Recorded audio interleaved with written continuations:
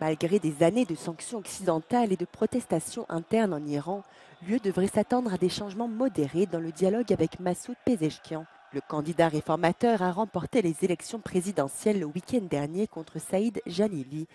Massoud Pezeshkian promet de tendre la main à l'Occident, mais ne recherche pas des changements radicaux dans la théocratie chiite, dirigée par le guide suprême, l'ayatollah Ali Khamenei.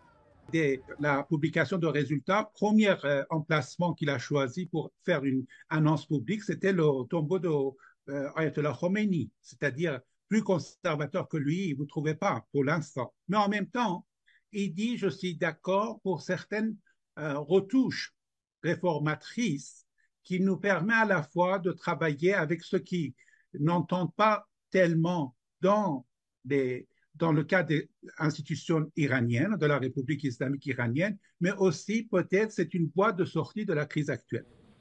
Pour contenir le programme d'uranium enrichi du régime, le plan d'action global conjoint a été signé en 2015 entre l'Iran et les puissances occidentales, y compris l'UE.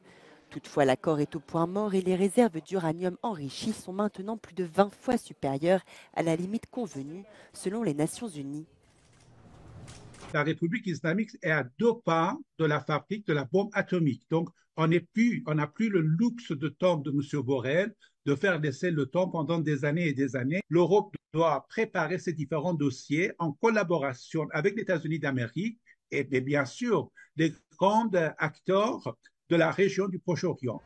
L'UE a imposé des sanctions contre l'Iran en réponse à ses activités de prolifération nucléaire, mais aussi à ses violations des droits de l'homme. Elles ont été intensifiées après la mort en garde à vue de la jeune Marsa Amini et la violente répression des amples manifestations populaires qui ont suivi. Le président élu a promis d'adoucir l'application de la loi sur le port du foulard obligatoire pour les femmes. Je crois que la chose le plus élémentaire à demander, c'est d'avoir un dialogue transparent sur toutes les violations des droits individuels, civiques et collectifs qu'on constate aujourd'hui, que d'ailleurs là-dessus, nous avons énormément de rapports écrits par des institutions européennes. L'Europe fera également pression sur l'Iran pour qu'il s'abstienne d'intervenir dans deux guerres. D'un côté pour qu'il cesse de fournir des drones à la Russie que Moscou utilise dans sa guerre contre l'Ukraine, d'autre part pour qu'il arrête de soutenir au Moyen-Orient les milices armées classées organisations terroristes par de nombreux États comme le Hezbollah au Liban et les Houthis au Yémen.